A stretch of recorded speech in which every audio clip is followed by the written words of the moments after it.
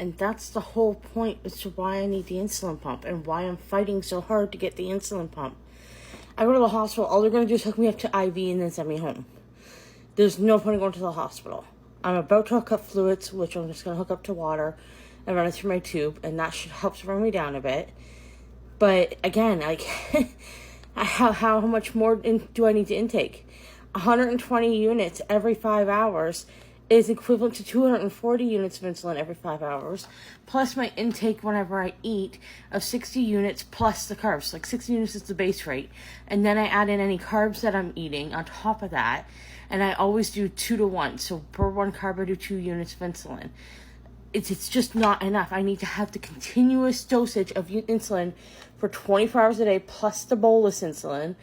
And, like, again, my long-acting insulin, I'm doing 70 units at night and 70 units in the morning, and it's a U300 pen, so it's like doing 210 units morning and night. They won't up my insulin intake anymore because I'm already taking so much that if I take any more, I run out of pens and I can't get more because the government doesn't think, as well as any insurance I'd assume, that I should be going through insulin that fast.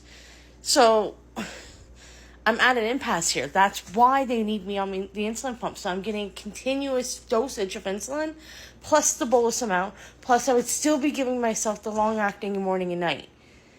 I hope you now see why we're fighting so hard to get me on this insulin pump. And when I say we, I mean me and my medical team are fighting so dang hard to get me on this pump. I'm looking at getting a job to go back to work to try and raise money myself for the pump. I've been applying on the daily at jobs. I haven't had any luck yet. I'm hoping that this career course that I'm going for mid-November will assist me in getting a job. That's what it's for.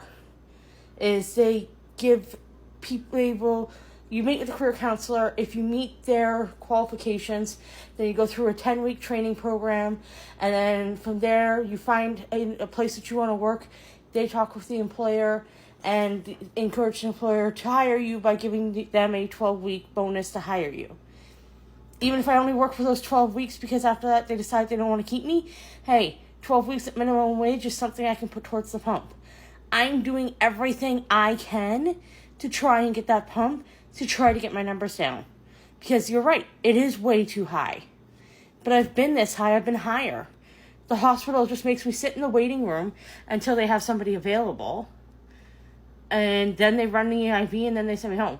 So I have to literally wait there until the doctor's ready because I'm not considered emergent, which is understandable. So I literally have to sit there all night till a doctor's available to write an order for an IV, to run an IV for an hour, to be sent home. For my sugars just to go right back up again. They're going to bring my sugars down to normal, but then they're going to go right back up again. So I'm stuck. This is why I need the pump.